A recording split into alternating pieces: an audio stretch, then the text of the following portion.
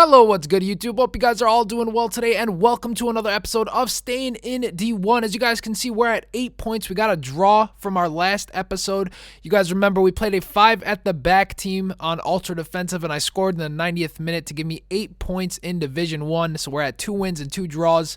And we made a new team, guys. We made a 4-3-1-2 team. You guys can see I went for as much long shot and shot power as I can in the midfield. Inform Inler, Infor Guarin, and non-informed Gerard. I actually wanted to get the informed Gerard, but I figured I'd just save the coins and go with the non-informed. All of these three players have insane long shots, and I felt like maybe this formation was the best to get their use out of them, but actually I think I was wrong. This formation is extremely narrow. In fact, I don't even think your midfielders get that involved in your attack, to be honest with you guys. The work rates are fine. If you need more width, you really need to have that width from your left back and right back, which the ones I chose, Jose Enrique, is not the greatest to provide extra width. He plays great as a left back, but I've used his informed left mid card.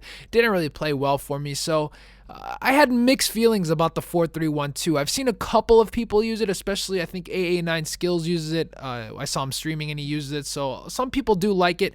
I had a mixed reaction towards it as I come up against a 3-5-2 team, and it just clogs the midfield with players. So especially with your whole attack being right in the midfield and no width, it's very difficult to outperform a 3-5-2. But with that said, we were able to maintain possession. I think that's the 4-3-1-2 strength. Here I make an error in the 15th minute of the first half. He breaks free. He's going to try sweating it out. Gets a pass off to Torres. Hits the post. Ooh! So close to conceding, but we clear the ball and we stay leveled in the first half. But eventually, I started picking up how to play with the 4-3-1-2. That possession style gameplay was working perfect. I get the ball to Mikeli and a terrible pass by Quagliarella there. Could have just gone with the through ball, instead tried to cross it, but did not work for us. Again here, some nice passing by our team. Look who's making the run, Hamsik himself. He's going to try volleying this one, and it comes very close to inching under that crossbar and going in, but it just soars over and things are still leveled. But it was all me in the first half. I was attacking. People are making runs. Look at that. Who's free? Mikeli heads it, hits the post. Unlucky again. We are still leveled in the first half, but I'm still attacking. That 4-3-1-2, keeping possession of the ball, you guys can see, passing the ball nicely, able to just pass at will against them. And again, we break free. Comes to Quagliarella, get a shot on goal. His keeper makes a beast save, and then he clears the ball very nice. So now we're in the second half. He's going to eventually lose possession of the ball as we get it, and we're going to again go with our nice passing. Look at this, keeping possession of the ball, doing a great job at that. And look what happens here. The ref calls penalty. What an awkward call. I do not deserve that call, to be honest with you guys. I was very weirded out by that call. I was actually kind of upset. It was a very good game going back and forth. A shame that I get a call like that, but I will take it. Mikeli goes right down the middle, scores for us, and we go up 1-0 in the second half. But we were still attacking.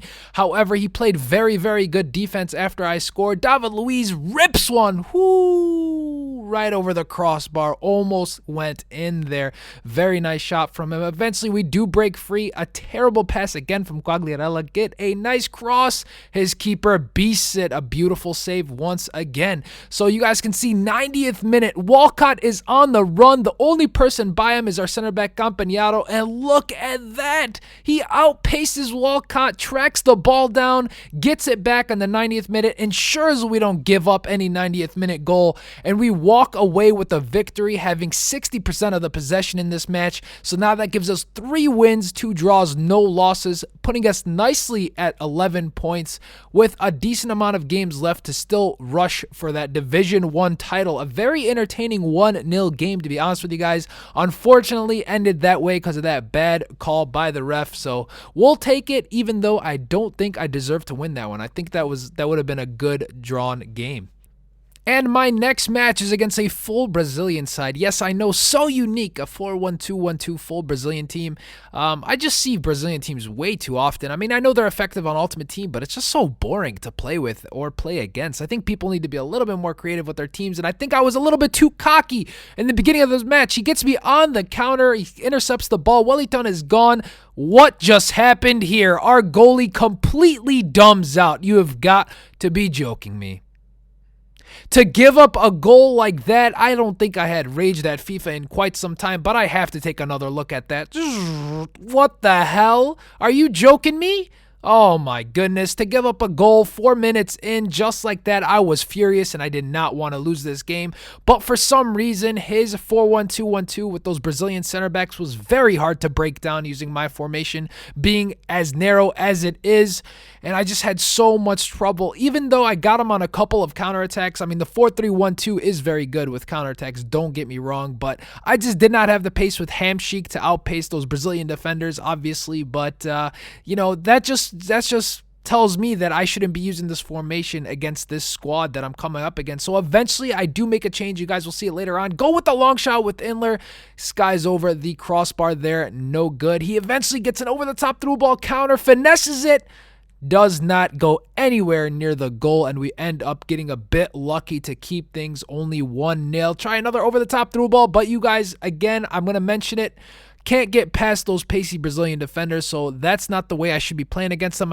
I decided to go ahead and switch to the 4-2-3-1. I said, you know what? I think I got the personnel to play that formation. Let's go with it. Let's try the 4-2-3-1 with some patient buildups and see how it goes.